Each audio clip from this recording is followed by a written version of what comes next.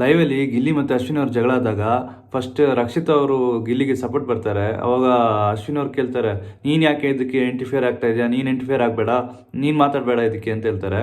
ಅವಾಗ ಗಿಲ್ಲಿ ಹೇಳ್ತಾರೆ, ನಾನು ಅಶ್ವಿನಿ ಅವ್ರ ಜೊತೆ ಮಾತಾಡುವಾಗ ಧ್ರುವ ಇಂಟರ್ಫಿಯರ್ ಆಗಿಲ್ವಾ ಅಂತ.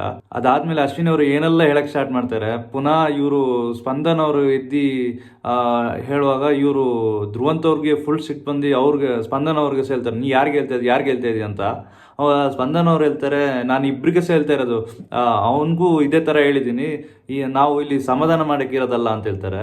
ಅದಾದ್ಮೇಲೆ ಪುನಃ ಇವರು ಜಗಳ ಹಿಂಗೇನೆ ಕಂಟಿನ್ಯೂ ಆಗ್ತಾನೆ ಇರ್ತದೆ. ಮತ್ತೆ ಇವರು ಧನು ಅವರು ಸ್ಟಾಪ್ ಮಾಡಕ್ಕೆ ಟ್ರೈ ಮಾಡ್ತಾರೆ. ಅವಾಗ ಅಶ್ವಿನ್ ಅವ್ರು ಹೇಳ್ತಾರೆ, ನಾನು ಎಷ್ಟೊಂದು ಸಹಿಸ್ಕೊಳ್ಳಿ ಅಂತ ಹೇಳ್ತಾರೆ. ಅವಾಗ ಇವರು ಧನು ಅವ್ರು ಹೇಳ್ತಾರೆ, ನಾನು ಇಬ್ಬರಿಗೆ ಹೇಳ್ತಾ ಇರೋದು, ಒಬ್ರಿಗೆ ಮಾತ್ರ ಹೇಳ್ತಾ ಇರೋದಲ್ಲ, ಫಸ್ಟ್ ಅವನಿಗೇನೆ ನಾನು ಹೇಳಿದ್ದು, ನೀ ಎಷ್ಟು ಸತಿ ಮಾತಾಡ್ತೀಯ ಅಷ್ಟು ಸತಿ ವಾಪಸ್ ಕೊಡ್ತಾರೆ ಅವರು, ಸುಮ್ಮನೆ ಇರು ಅಂತ ನಾನು ಅವನಿಗೇನೆ ಹೇಳಿದ್ದು ಫಸ್ಟ್ ಅಂತ.